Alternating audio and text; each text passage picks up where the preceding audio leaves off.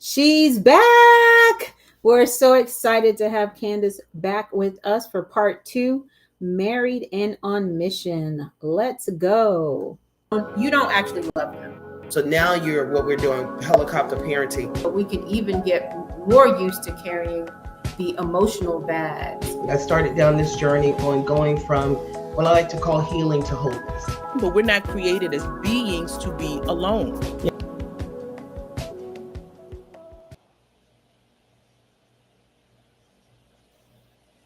Welcome to Live, Love, and Marry Wiser, where our mission is in our name. Proverbs 4:7 says, wisdom is the principal thing. Therefore, get wisdom, but with all you're getting, get understanding. And we're here every Tuesday to help you get understanding for your life, your love, and your marriage.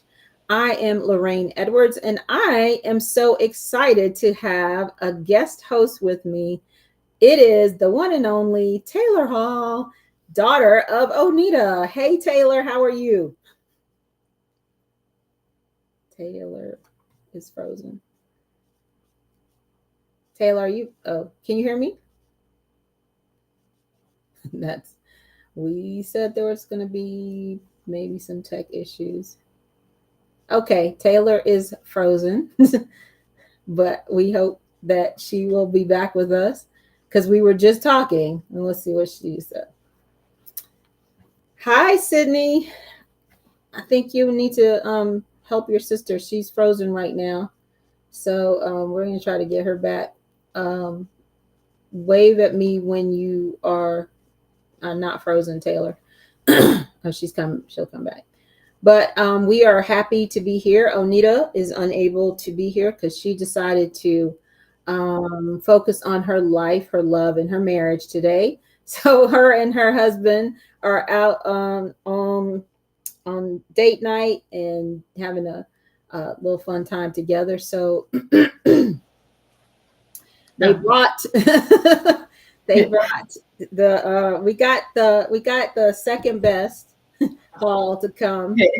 Now, like almost at some point, Sydney and Avery's gonna have to come on here because of course, because your dad's been on here, now you, and so so welcome, Taylor. How are you? I'm doing pretty good. I had to tell them to turn their Wi-Fi off on the couch and everything. But I'm doing good. The week is going by pretty great. Good. Well, we're happy to have you here.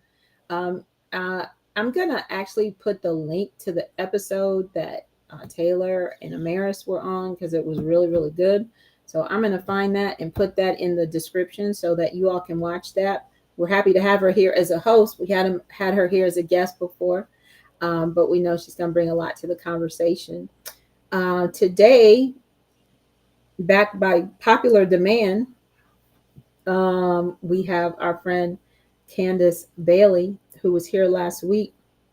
And if you were here last week, let me know in the chat. Let me know that you're here now. And let me know in the chat, were you here last week? Did you enjoy that conversation with Candice? And are you ready to hear some more? We welcome you, Candice. Nice to have you back with us, my friend. Hey, nice to be here again. It's really, really nice. I mean, last week was some serious fun. I felt like I was back in Trinidad with my girlfriends having conversation and laughing my head off. It's like it was really good. So I'm happy to be back again, and I'm very, very curious to see where this conversation is going to go today, and really happy to have Taylor in the midst. Yeah. And I'm praying that the Wi-Fi stays. I don't know. Lately, the internet's been hopping and dropping, but it's gonna stay still today for us. Yeah, we're going to pray for that. We've already prayed for that, but we're going to continue on. And you can pray for us, you all in the chat. You can pray for us as well. And so we want to jump in. If you weren't here last week, then we are also going to link that episode after we do this. And so you can actually go back and watch that later today. But this episode can stand on its own, so you don't need to leave. You can stay with us here. We want you to be in the chat, ask questions, make comments. We want this to be interactive. That's why we do our podcast live. And so we want to hear from you. So, Candice, I want you to just kind of give us just an overview again, just for those who weren't here. Like, who are you and what do you do? Mhm. What's your mission, actually? Because we're going to talk more about that today. That's where we're headed. Yeah. Lauren, I just want to tell everybody out there that we did not plan this plaid at all. So if people were like wondering, hey, look, they're matching. I just want to get that out. I just had to get that out there. So hi everyone, my name is Candice Bailey. I was Candice Andrews before, an actress for over 15 years, an educator, high school theater arts teacher, um, a woman who loves life, very family oriented, from the village in Trinidad, and just very excited about life. The fact that God has brought me through so many different hills and valleys, and I'm just an individual who truly believes in encouraging every single person that comes through my path to embrace what I call the stretch, and really continue to give themselves the best shot ever at life. I'm also, well, now a wife. October 15 will be 2 years already. And Mhm.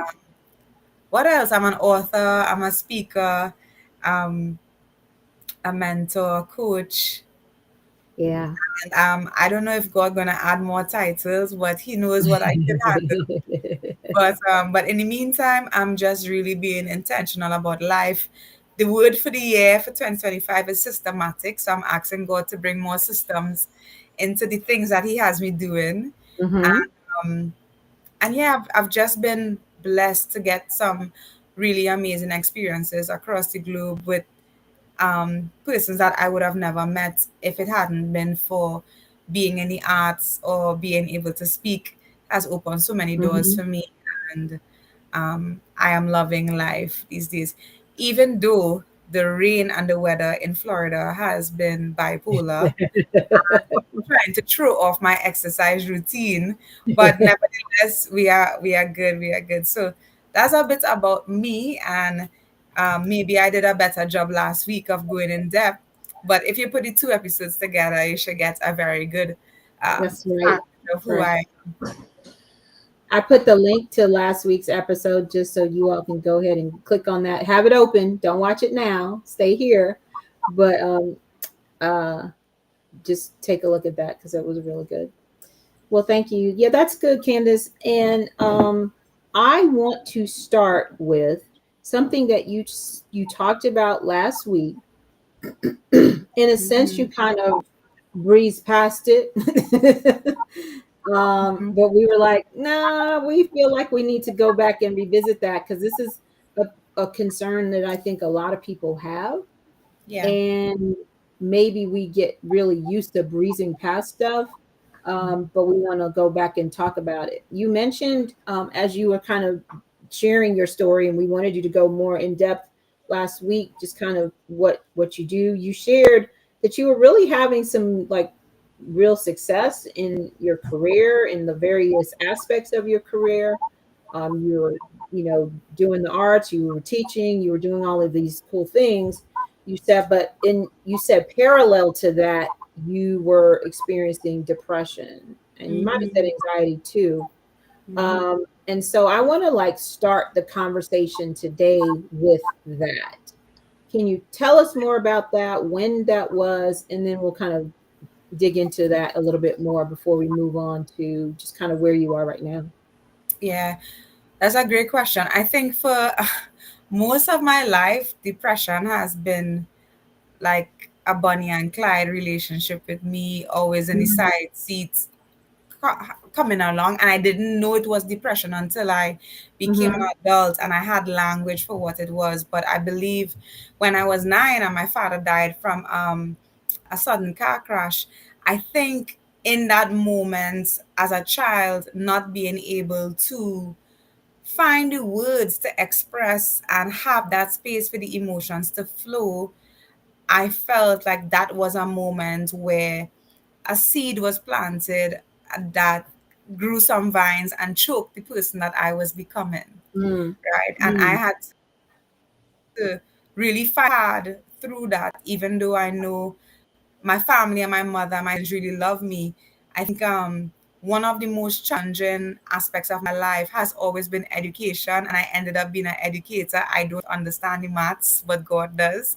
But yeah, it Mhm. has always been school. So I remember trying to balance going through the grief, going through the season where I had to write a very important examination to graduate from primary school into secondary school.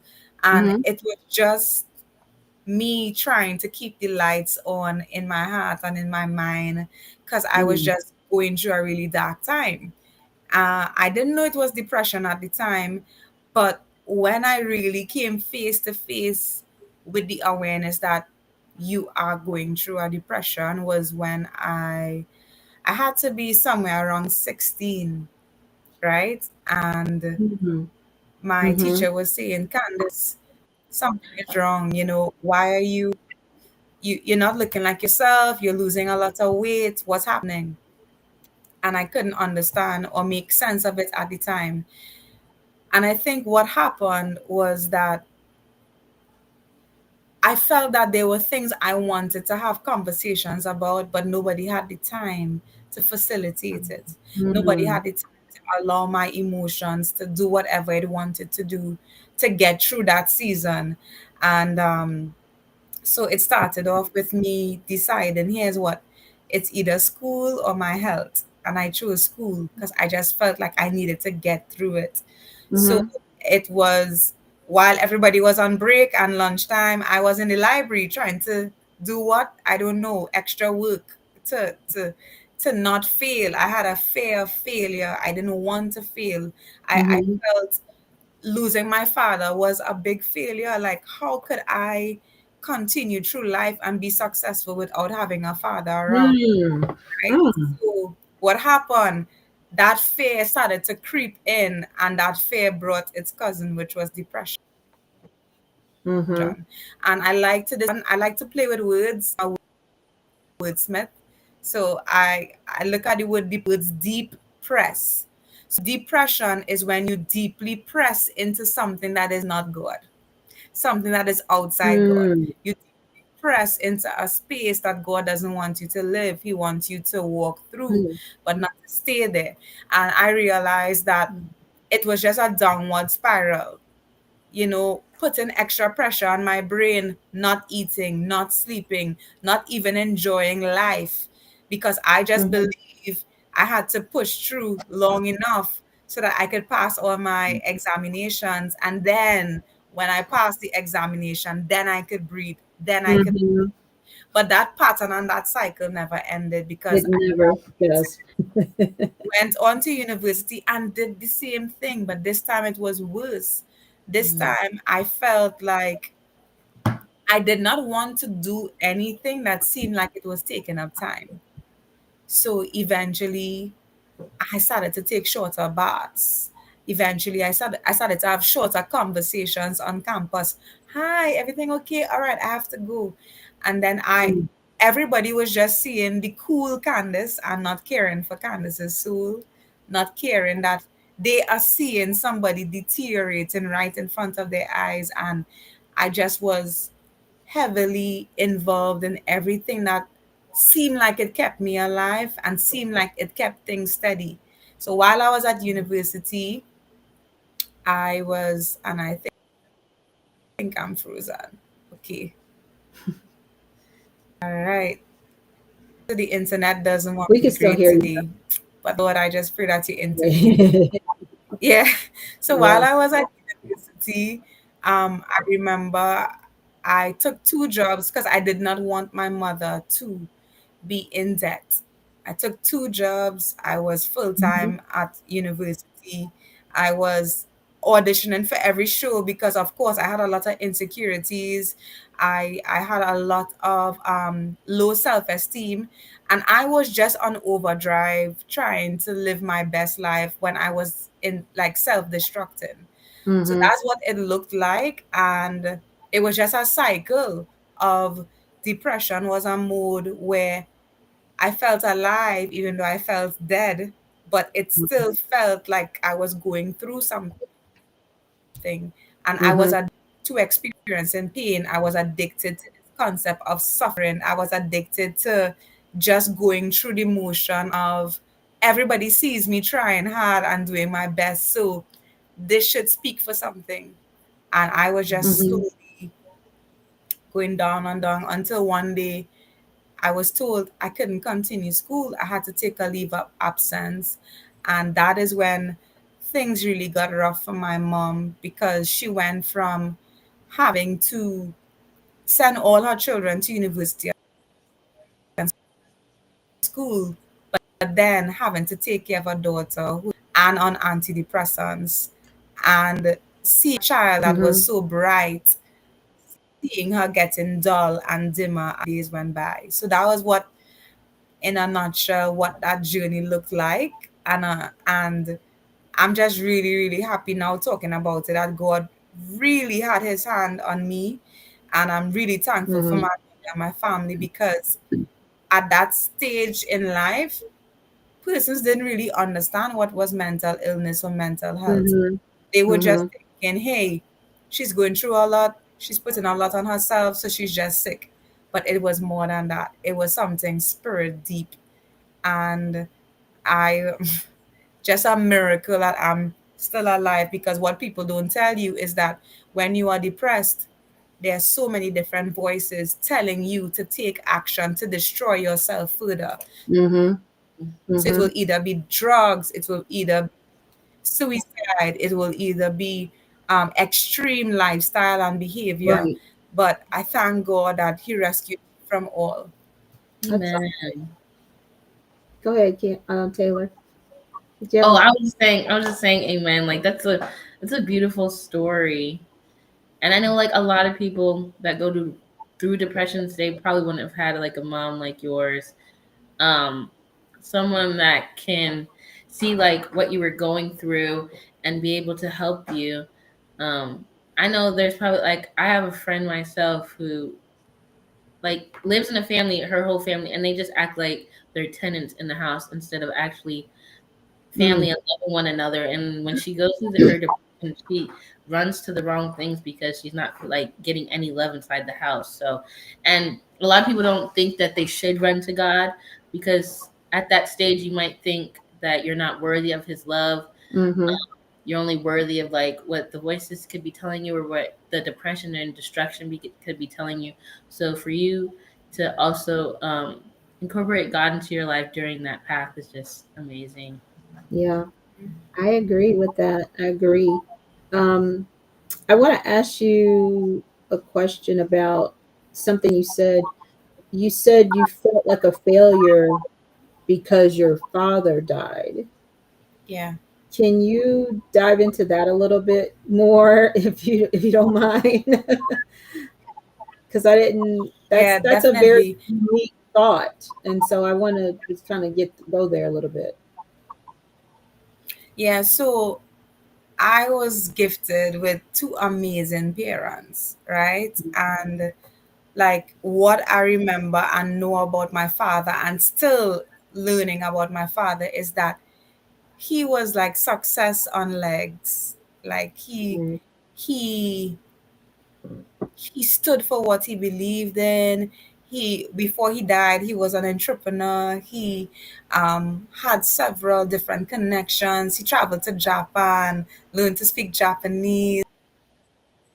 He was just that really, it really was that. all in one strong Yeah. guy. You know, the loving the caring father, the fun one, the uncle that looks out for everyone. I didn't see much examples of like private success and professional success all in one. And Mm-hmm.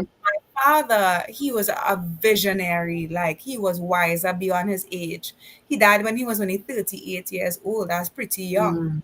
And he Yeah. already had four Mhm. children. He already had a business going on and all these great things. So I felt that he was like best captain on our ship, and to tell us that, hey, Mhm. captain is now dead. Like, the ship will never sail again. That was my mindset.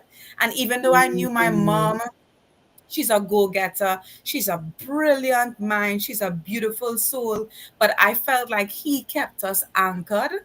And when he died, it was Mhm. just like we were just really rocking and trying to find stability. So I felt that, Candice, you have to 10 times harder than everybody else in your as your peers Mm. to even find a life that looks like it is successful or feels like it's Mhm. successful. And during that time, I didn't, like most of my friends, they were saying, hey, we got our license, my dad bought me a car, and my dad did this and my dad did that. And I was Mhm. like, there's nobody to protect me. Like, I know I had brothers around and uncles around, but I felt like the type of love my father had for me, like, it will almost be like impossible to find that. And I feel like when a woman or a girl child has that love and security and safety from a father, it's like there's nothing that she cannot accomplish. And Yeah. nobody was really telling me that my heavenly father was still alive, even though my earthly father was dead. I didn't Mhm. have that mindset going forward. So I just Mhm. felt like, girl, Yeah. well, No. you were successful up to this point, and beyond this, you're just gonna make the best of it. So that's, I had already thrown in the towel on life. I was like, Wow. whatever happened, I was just grateful that it happened, because I felt like there was nothing to look forward to. This is Yeah. it. It's a dead end street. Mhm. There's no, you know, pot of gold at the end of the tunnel, Rainbow. light at Yeah. the end of the tunnel, Yeah. nothing like that. So, and of course, nobody really taught us how to grieve or how to navigate grief. Yeah. So Yeah. all of that was a challenge for me. So when you asked that question, I just felt like, hey, I don't have the captain around. And I believed in his ability to just make things happen. I was like, I don't know how to go through life because the make it happen guy is not here, you know? Mhm. So I think that is how I felt. And I didn't know how to receive male love. I felt like when my father died, I felt like everybody just needs to be at arm's length and Mhm. don't try to create any genuine relationships, because something inside has been disrupted and we Yeah. can't make sense of it. So yeah. Yeah. That's really fascinating, and I think that I'm gonna ask you a question in a second, Taylor. I think that it's so important for us to be attentive to ourselves, but also to other people, because the reality is grief is not one thing. Grief is not crying at a funeral or crying at someone's bedside, or crying because you grief is so many things. It's so many things. And even not knowing how to grieve is grief. You know what I'm saying? Because it plays out in some kind of way. And so there are probably other people, like the way that you say he was the captain of the ship, he made things happen. Well, now nothing's going to happen because he's gone. And Mm. so you just accepted that, like, whatever happens in my life is just the most that it could ever be. And Right. so I just think that's so important. And the reason I was going to ask Taylor a question is just because she has a, I think, a similar relationship with her father. And he had like what you described is how I see Victor, and just how they even talk about Victor. It's not like just my fantasy about it, and so it's like that kind of, and I'm not asking you to imagine not having him, but like just thinking through how your father has shaped what you think about what you can do, Taylor, in your life. How has he influenced that?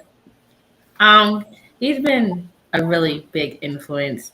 Like even me going to college, he's been a big influence of that because they've both my parents have gone to college. But for him, it's like for instance, when I see people that are that I haven't seen in forever, like when certain people come to visit me when I'm at Oakwood, like family and everything, and they just brag about, oh my gosh, your father is so smart. Like when we play sports, he beats us at this. When we're playing games where it's all about the mind, he beats us at that. He's so smart. Like, oh, whatever job he gets, he deserves it, everything like that. And whenever they're always, like, they tell him, oh, how smart he is when he goes on interviews. He like can answer every question, Mhm. and that just inspires me because I like without him. Mm. I mean, of course, I wouldn't be here. I don't think I'd be in school either. Like, there's been times, when, especially when I'm younger, yeah, math can be hard, reading, writing can be hard. And, maybe at the time I was like, Dad, I don't want to do this, or like, Mhm. because I want to go outside and play. But he helped me with my times tables. And if he's watching this, I was the best, best in the class with them. And, I don't know. He just shaped the way I am today, even with my work ethic. I see how his work ethic is, and I can never, like, I'll never say my dad's lazy. He's the Yeah. least lazy. Like, when it comes to work and all that stuff, anything else, he's the least laziest person I know. He's always on it. He probably gets it done before it's even thought about to be asked of him. So, yeah, I think that's how he shaped my life. And That's definitely how it is now. yeah. That's so good, and sounds like you know. Uh, it's funny that I know your dad more from this podcast than I did all the 20 years that I like knew of him before. Mhm. Now you all have moved away or whatever, but we didn't go to the same church. I'm considerably older than your parents, so I wasn't hanging out with them when we were at Ephesus. I just like knew, and I told him when he was on the episode, when he was on the program for the first time, I said I think that this is the most I've ever heard your voice in the whole time that I've ever known you. Yeah, But I've learned a lot about him since then, and and just even the way that your mother talks about him. yeah. When your wife and your children talk about you a certain way, then that's pretty significant, because everybody outside can say whatever. They don't really know what's going on in the house. Mm-hmm. So, Candice, I think that I just love the way that you kind of framed that. And I want to ask you, how did you get out of that mindset to think my life has a lid because my captain isn't here?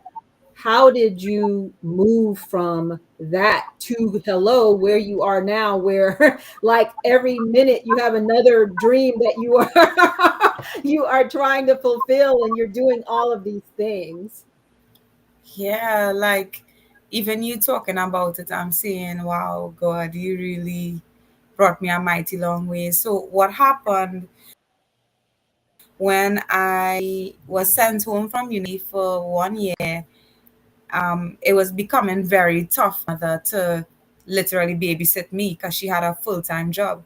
So she was praying one day and she got this bright idea to carry me to the church where we were attending at the time. I was going at a Pentecostal church, and the pastor there, he was in his office, and she brought me in, and he looked at me, he looked at my mom, and it's like he just had this epiphany moment, and I didn't understand what it was.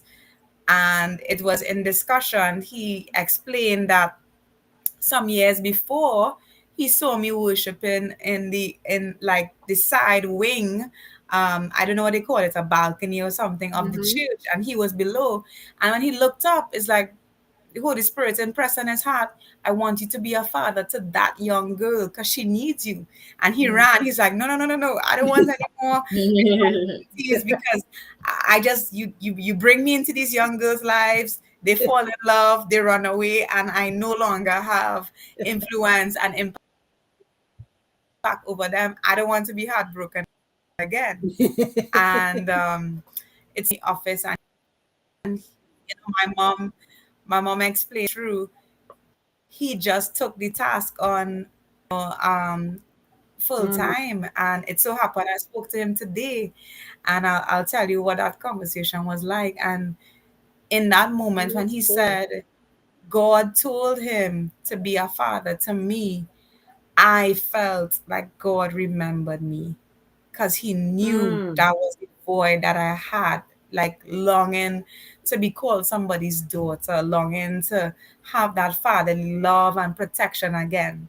mm-hmm. So while I was in the depression had gotten so bad because remember, I was on antidepressants, I wasn't eating, I wasn't sleeping. So my mind was just like a ghost town, literally, Mm-hmm. like nothing was happening. And all he did was read the Bible to me every single day. Every single day. All he did was read the Bible, read the Bible. He read Jeremiah and repeat, for I know the plans I have towards you, says the Lord. And he kept Mm-hmm. on saying it over and over. And Candice, you're beautiful, you're wonderfully made.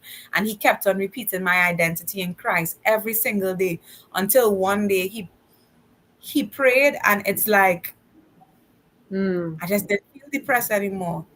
I didn't mm, feel heavy. I didn't feel like there was this dark cloud occupying my brain. And it was just his love and his care and his genuineness. And I remember he bought me a Bible, a maroon Bible. I still have it.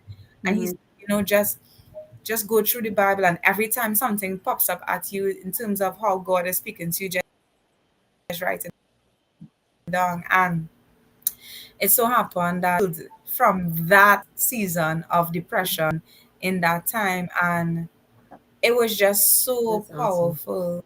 And I don't think, like, to all the fathers listening, like, do not underestimate your role. It is very Mm-hmm. important. And I spoke to him today, and he was just giving me relationship advice, and I just couldn't imagine that I'm talking to him 8+ years later, married Mm-hmm. in my right mind by God's grace, sober, and Yeah. all these things. And he's like, and he still call me Candy. He's like, Candy, I just want you to know that.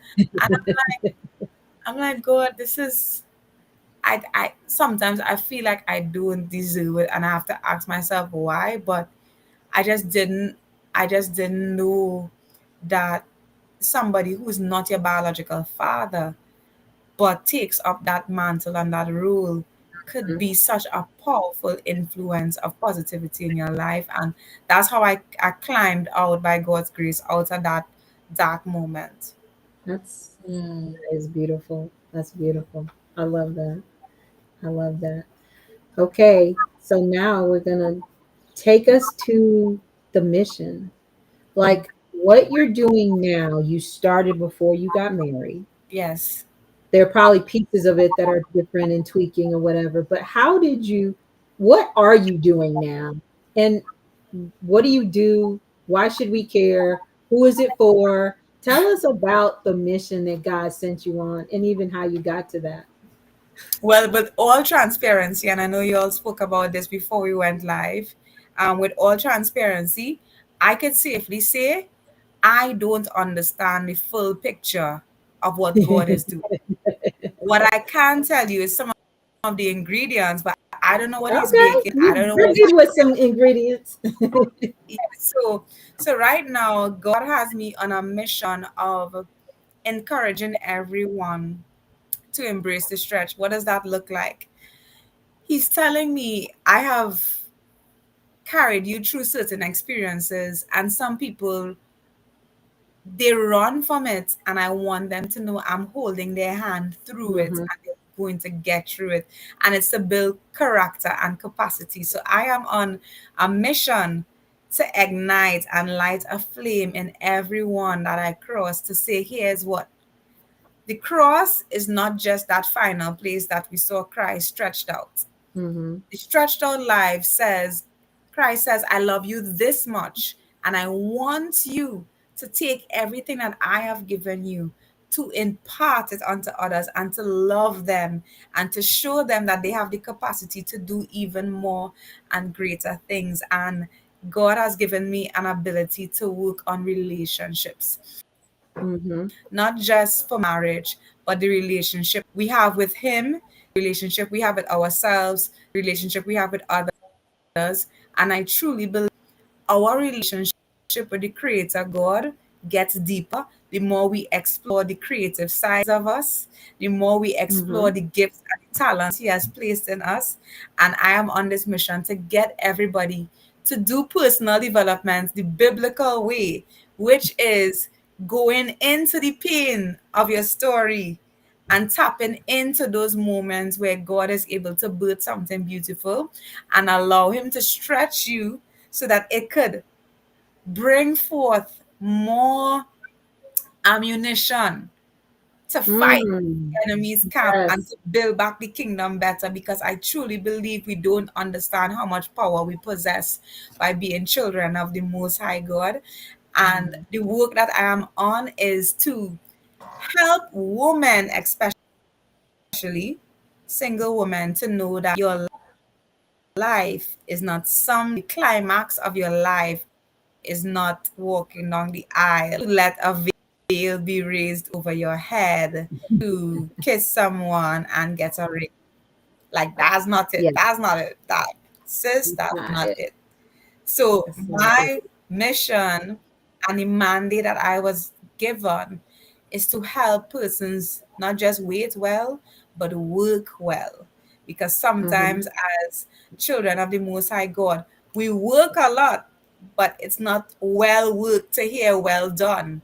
Because it's Mm-hmm. not from a place of obedience, it's not from a Right. place of surrender, it's not from a place of sacrifice. So since I've been here and before getting married, God has been allowing me to stretch persons to do more, to go beyond, to strive, to sacrifice, to steward better the gifts that He has given them, whether it is through writing a book, speaking their story, sharing their story, whether it is starting a business, starting a community. And for some reason, at a point in time, I was like, okay, sis, you're kind of doing too much, because I came to America and all of a sudden I started hearing things like you have to be in a niche, you have to be able to, have a specific thing and goals, and the list went on and on. But in a nutshell, God is showing Candice want persons to know when they get in alignment with this relationship, them and me, I could now influence them so that they could impact. And that is what the Mm-hmm. cross is about. It's about a download of influence from God so that we could have that cross section of impacting those with our gifts, with our talents. And I am on the mission to let persons live full and die empty. That's it. Oh, I love it. I love that. So, Taylor, you're a single woman. You're a younger woman than me. I'm single as well, obviously, people know that. But you're at a younger stage and different stage of your life. How does that resonate with you? What are your just thoughts about what Candace said? Um, I know for me, I talk to my mom about this every day. Because there's gonna be times I'm like, Mom, I want a boyfriend. And then I think about it, like for instance, this year, I'm the PR person for this surgical interest association at school. And then I'm also a PR person for this OBGYN club we're just starting at school. And I'm a TA, I'm a lab instructor, I'm a pre-med student. And so I think about all these things and I just go, I don't want a boyfriend because I can't control my own mental capacity. Like I can't control everything that goes in my brain and somebody else's too. I can't clock Mm-hmm. out and come out of like an 8 p.m. lab and be worrying about why, and somebody's mad at me because I didn't text them back right away. Yeah. Yeah. Oh, good. Like Good. I can't worry about somebody's mental health over my own. And yes, going on dates and having boyfriend, like at times, especially when I really only think about it when I see other couples, and Mm, or I'm like watching a movie and like, yeah. oh, like they're so cute together, or I see somebody on Instagram or something like, oh, they're so cute together. And it's like God tells me like, yeah, but you don't need that, because if you had a boyfriend, you couldn't focus on what's actually like important, what I have set you there for. And yeah, my dad wouldn't want me coming home saying I failed a class because of a boy. That No, couldn't happen. wouldn't like that. He'll come and pick me up. That couldn't happen at all. So of course, some days I do want one, and then I literally sit there and like before anybody else can say anything, I just have to like sit back and think about it and be like, Taylor, would your mental be affected by that in a positive way or a negative way? And I just have to pray about it. And I don't know. Right now, I'm okay. Yeah. I and when I think about the boys in my school, anyways, I mean they're great friends, but Yeah. it's okay. I think Wow, I'll. those guys be listening, Taylor. They be listening. You're breaking hearts. That's good though. I love that you said that. And I mean, I think that I, I appreciate the honesty of that answer, because I just believe in that kind of transparency. I tell people all the time, I tell women all the time when I speak, or men too, like there's nothing wrong with saying, especially at my age, you want to be married. There's Mhm. literally nothing. In fact, there's everything right with that. Yeah. Marriage is a gift from God. It's just making sure that the decisions that you make because of that desire are also aligned with God's will and his purpose. And there are times when it is the wrong time for us to be in a relationship, because I do believe that our purpose comes first. And if God has already made that clear to you, Mhm. then pursuing that and working toward that will is the direction that God wants you to go. And I believe that if he has a partner for you, that's you're going to intersect at that in your purpose. It's when we're out of alignment and we're choosing people out of alignment, we run into the people who we should not, who Yeah. are out of alignment in a variety of ways. Mhm.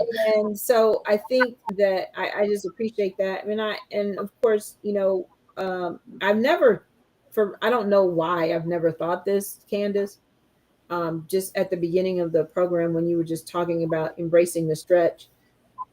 And I'm just like, how come I've never thought about this? But, we've already said we're very aligned in what just kind of our way of thinking and presenting and our target audience and the message. But even like my mission statement is like, embrace your singleness. So it's kind of like we use the exact same word to talk about, this time in your life when it can be hard. Being single can be hard, but it also can be really, really awesome. And and all of those Mhm. things. And so embracing that and just seeing God's direction in your life is really going to be the best way to get all of the things you're saying. Jeremiah 29:11, he said, I know the thoughts that I think toward you, the plans I have toward you, to prosper you and not to harm you, to bring you hope in a future. If you want all of those things, then embracing the stretch, embracing the place that you are. I talk about singleness, but some people need to embrace, everyone has to embrace something that's uncomfortable in order to get to the place that God has planned for you. Mhm. So some people want to have children, but they're married, but they can't have children. You need to embrace that season Yeah. because for many of us, our whole life is trying to get to the next season. It's not embracing where we are and learning from where we are and growing in where we are. So I love that. So And we Candice, miss okay, we go ahead. miss good opportunities. we miss good opportunities too, and we try to skip seasons, you know. Yeah. When we try to skip seasons, it doesn't do well for our souls. But you seem to have a question brewing there, so I would go back to that season of you going to ask that question. I was going to ask you how, so you have this mission and you're like all in, you're doing the things, and then boom, you're in the park and someone's in proposing to you, and you're just like, okay, life is changing in a variety of ways. How is your mission impacted by your marriage? It's impacted in a huge way because, um, when the mandate was given, the mission was given by God to me, I did not envision a man coming along Mm-hmm. to carry and support that vision. I was like, my God, we're gonna sail the ship by ourselves. We don't need any support, we don't need any weight. Because of course when I shared that the person that I thought who I was gonna get married to died, like that was it for me because I didn't want to go through grief anymore. I've been through so many seasons of grief. Mm-hmm. So when this whole idea of proposal and marriage came, I was like, so what's gonna happen to the thing you and I started? Like, what's gonna happen? That's is that gonna die? It's like, what about And me and you, God? yeah, I was like, okay, how did he come into the picture?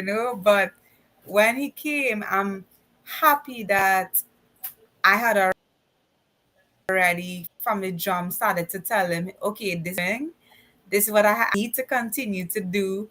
How are you gonna fit? And that is how the Mm-hmm. conversation went. And to this date, he has taken it on his own, like if it's his child, and um, Uh-huh. it's affected me in some ways too, because there's a part of me that I'm a stickler for things being a certain way, and like I want it done now, I want it done a certain way, I want it a certain level.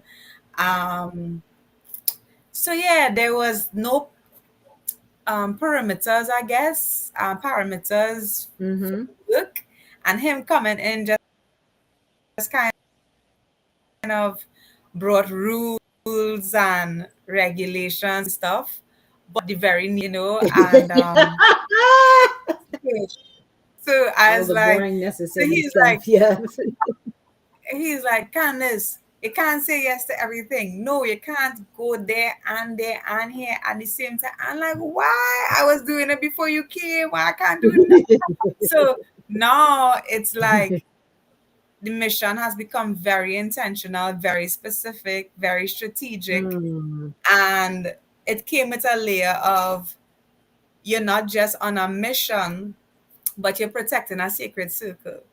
And being an mm. actress, being somebody who's very open, very free spirited, and being married to somebody who's very private and personal, I'm like, God, you sure this gonna work? Because like I ready to tell it all, you know?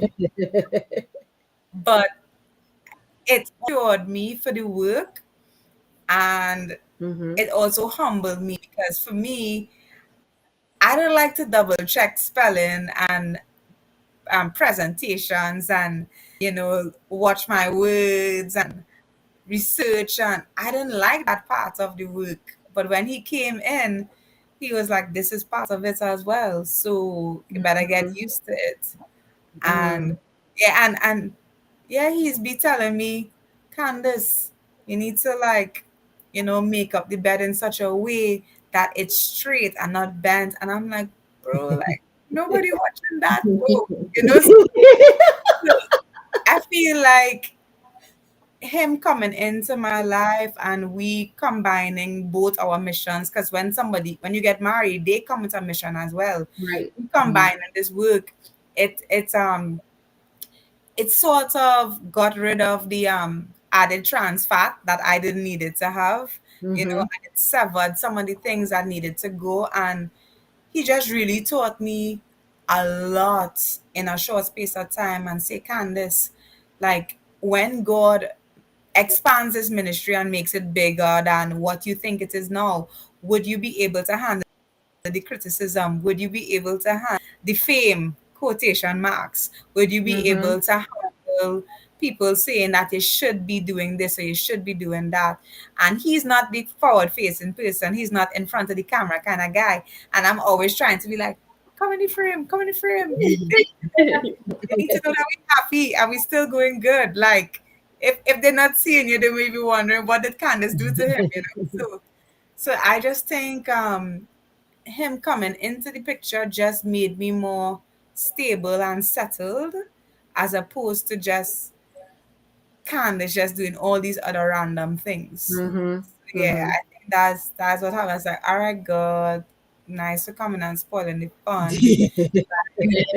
But he brings in the very stable side, the business aspect of it, the strong foundation. So yeah. Mm-hmm. No, that's good. So you said, and I was going to ask you this, and you kind of hinted. You said everybody comes in with a mission. So when he came into the marriage, what was his mission? What was he doing? Yeah, I believe he was on a deeper search for the God who created him. And this might sound strange because everybody think the mission needs to always be something external, but the mission starts Mm-hmm. internal first. Right, So he right, was on right. this really deep search for who God is, for himself, like Mm-hmm. taking off all the little frills and stuff that he knew growing up in church and all these things.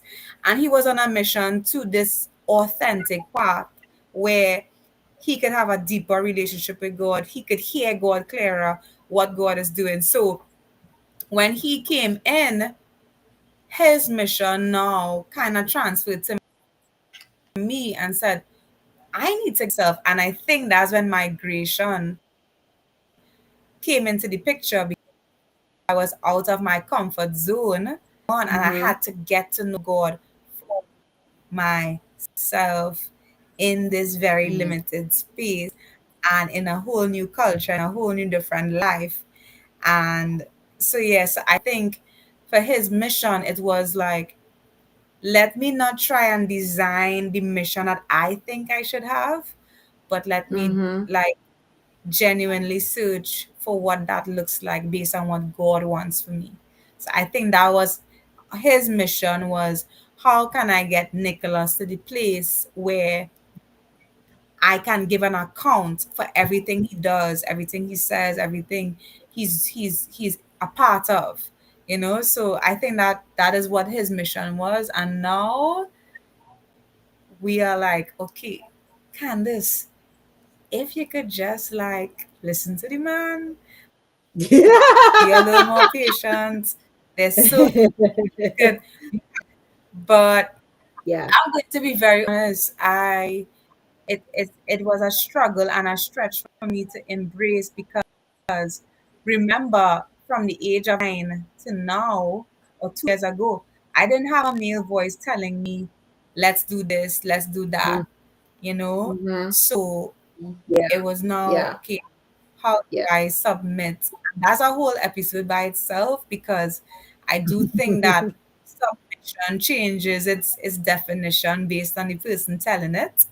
So I just believe we just need to go back to the Bible and say, all right, what does God really want of us to do? Absolutely.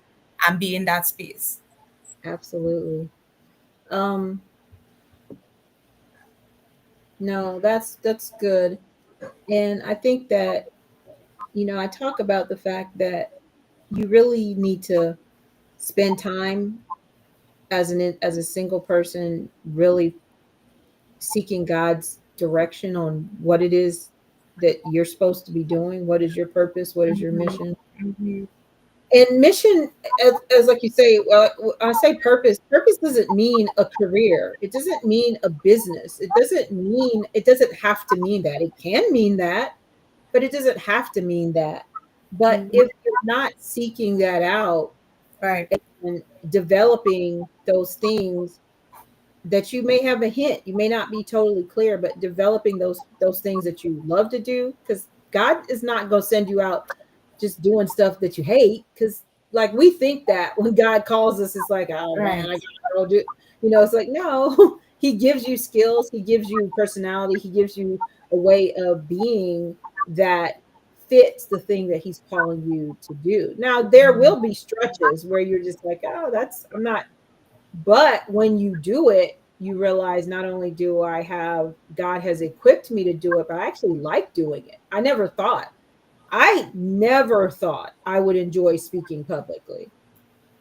Like that Mm. was not my thing at all. When I was a kid, my parents always used to make the four of us be on all the Sabbath school programs and all of that stuff. But I didn't like it. I just was scared all the time. We did good because we did well because my parents wouldn't let us do anything else. But I did not enjoy that.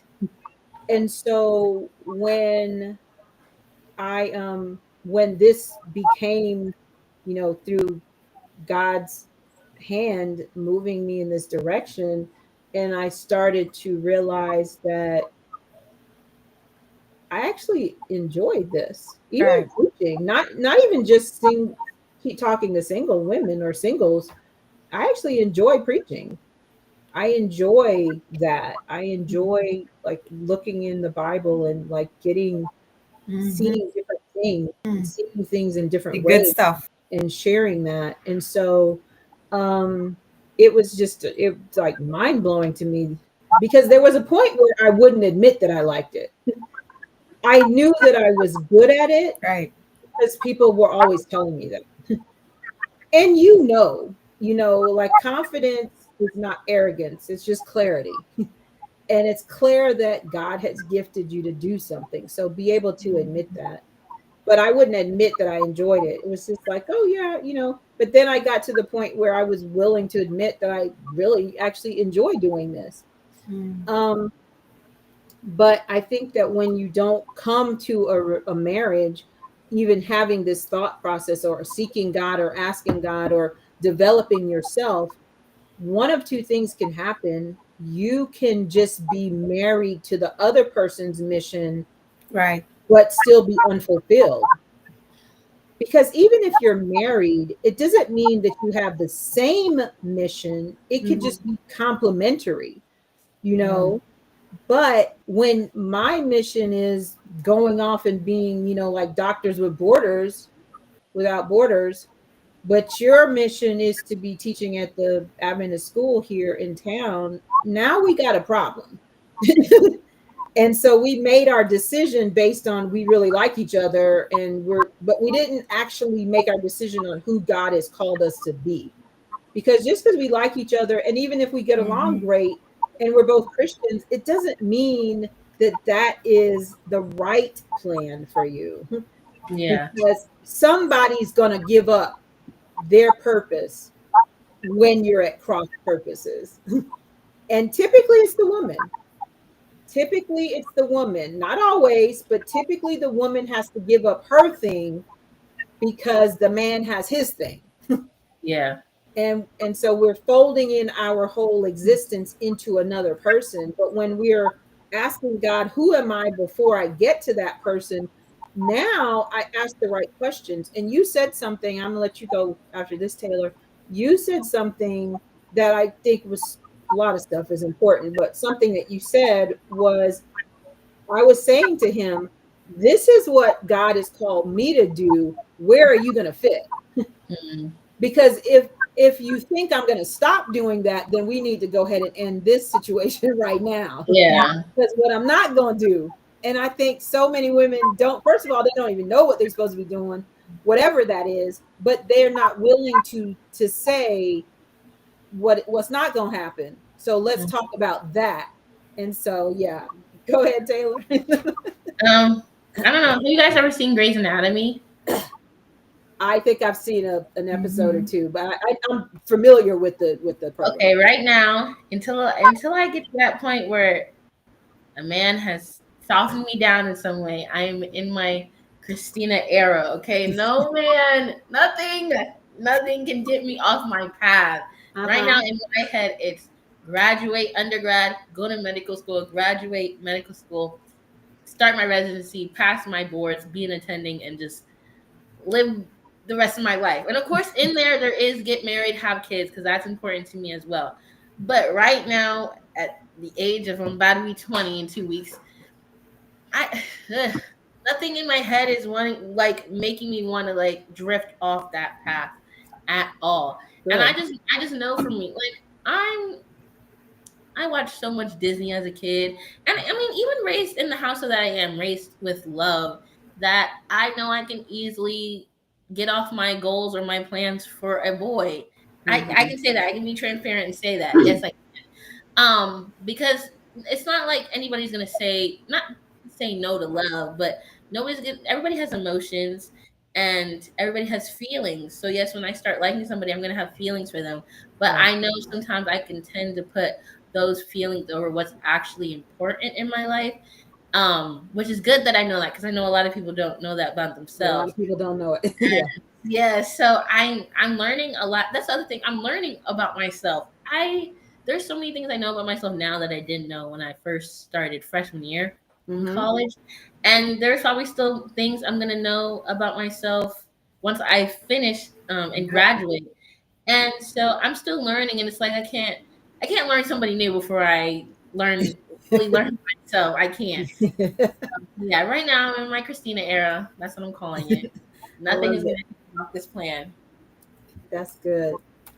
Okay, Candace, as we start to wrap up here, um, maybe some takeaways for people who are maybe in that transition period. Maybe they are in a relationship. They're not married yet, but they're in a relationship.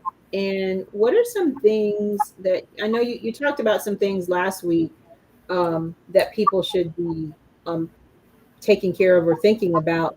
But I want to ask you about the same question, but from a specific sense of your mission. Like, what are some things that you need to be, or some conversations you need to be having, some things you need to be thinking about when you know what God has called you to do, but you're also in a relationship that you love that seems healthy, and what do they need to do, what the steps to help them to make sure that they're going in the right direction as far as the relationship as it relates to their mission.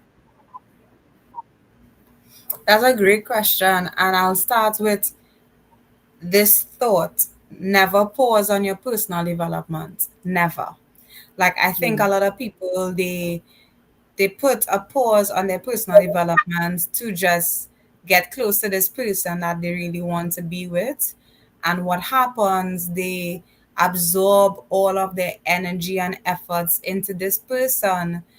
And there's a part of them that is lacking. There's a part of them that feels it's like if you don't use it, you will lose it, sort of thing. So mhm, I think you must never pause the personal development part, because you want the person that you're interested in, or they're interested in you, to see that you are not going to stop at becoming the best or the stretched version of you possible. That's mm, one. The second thing is, I would say, um, do not how to put it, like, be very mindful of how you spend your time and who you spend it with. And I mm, think it's very important that while you're on your mission and while you are, developing different areas of your life, to be very mindful of the part of you that is still healing, the part of you mhm, that is still exposed, the part of you that is still dealing with the raw issues. I think some people, they don't take the time, as we said before, to sit in certain seasons. mhm, So I think it's very important for the person to decide, hey, what do I need the most in this season, so that I feel equipped for the next season to come. And I think some people, they don't take the time to equip themselves with that. And I think the last thing I would say is, never disconnect. from your creator. Never. Like, Mm, I think a lot of persons, they feel like, wow, maintaining a relationship with God is so heavy already. Let me just, God understands He's never going to leave me or forsake me. So let me just, Right. you know, take a little, take a little personal break from Him and invest my energy in another person. But what really happens is that we set ourselves and we set ourselves up for failure. Like, for instance, today I was washing some dishes and I got a flashback of this guy who claimed he loved the ground that I walked on, and he told all my friends, and end up marrying somebody else from church. And I'm like, what happened to my ground? What went on there? And while I was washing the dishes, I was like, okay, God, I'm married now, but that really hurts. That right hurts. And I think while we are on our mission, the healthier version that we have of ourselves is the mhm, better we're able to produce and to be more effective. So I believe, look at yourself in the mirror, the spiritual mirror, and ask God to show you the residue that you still haven't mhm. dealt with, the residue Yeah. that still kind of lingers around. And because it it takes one thought that triggers you into a space that affect everything that you're building on this mission. So for me, I Mhm. had to just pause, stop washing the dishes, and say, God, I forgive that person. Why did that thought come back up? Yeah. And it was just the fact of this person was like, Candice is the best thing since and but vegan, but and and then some months later she wasn't, So it was just me living in that moment saying, wow, that felt good, but then it felt really bad after Mhm. the fact that everybody knew what happened and I didn't. So I'm saying this to say that there are still internal wars happening that has Yeah. been silenced because of the stresses and pressures of life. But we just need to also sit still in those moments and stretch ourselves to just address what is still floating. Mm. By the way, it was a real Thank you. stretch Thank dealing with my choppy internet because of the weather. So just, you. going through this conversation was a big stretch, but I am thankful that God is helping me to build a mental capacity to deal with whatever the season looks like. Because Mm, it will never mhm. be the perfect conditions ever. Right. Right. That's good. That's good. All right, Taylor, I'm going to give you a last word if you have anything you want to just wrap up with, and then I'll close this out. I think all this information was really good because I know during COVID, I definitely know I was depressed for a while, especially coming out of COVID, Hmm. being like not being able to see my friends. And I never went back into school sophomore year when they said that we could. I waited until like my junior year, and even then, I missed the first 2 weeks of school because we got COVID. And then because of snow and just sickness, they just every time we had a break, it was like 2 weeks virtual. So like my high school experience was never really normal, and that really took a toll on my mental health. But going and also I was in a public school, so there was no like praying in classrooms. There was no talking about God, reading scriptures, anything like that. So when I did decide to go to Oakwood and be around teachers who start off with prayer, start off with a devotional, a verse, it actually really helped with my mental health. Mm. It also Mm. helped being around people that look like me and are on the same path as me, have the same goals. And like you said, you have to put yourself around people who can also be aligned with your goals. Like I wouldn't put myself around people that are always like partying, drinking, because I can say I'll never do that. But if I continuously put myself around people like that, at one point I'm going to be like, I mean, it's not that bad, and I'm going to Right. do Right. it too. So I align myself with people like that, and I made so many friends that, I got a dentist friend, I got a pediatrician friend, I got a psychologist friend. Um, but yes, just seeing your walk with God, seeing how He placed this mission into your life, and now you're going on 2 years with your husband and seeing that now you guys can incorporate your missions together. It's just all really beautiful. It's nice getting to know your story. Yeah, that's good. Thank you, Taylor. We appreciate you sharing, and we appreciate you being here, Oh, yes, of giving course. that insight. She'll be back, you all, so don't never fear. Um, thank you so much, Candice, for, as Taylor said, for sharing your story with us over the last couple of weeks. Remember, please go back if you missed last week. Go back. I got the links in the chat. I also have the link in the chat for the episode that Taylor was a guest with Maris, and that was really good. And we hope that you all are really taking to heart, you're not just listening, because even if you're married, there are so many nuggets in here for you too. This is not just for single women, even though the podcast is directed at single women.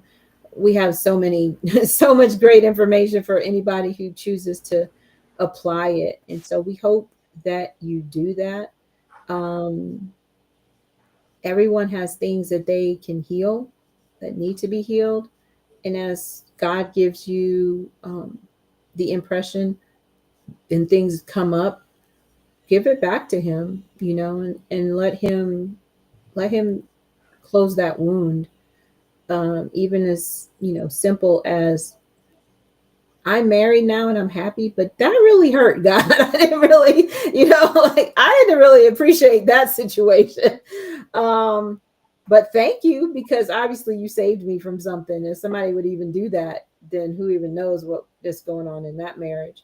But I think True. that if we would just, like you said, don't ever pause your personal development. And that's what we really want here, because at the end of the day, we're not really just talking about getting married. We're talking about your life, Mm-hmm. your love, which doesn't just mean a man or a woman, a wife or a husband, your love in all of your relationships and your marriage. And so we want you to be blessed in all of those areas, but we have to take action in those areas in order to do that. So thank you so much again, Candice. Thank you, Taylor. Thank Onita, I you. hope you and Victor are having a great time. And thank you all for watching, for being here live, for being in the chat. And until next time, make choices that will help you live, love, and marry wiser. God bless. Bye.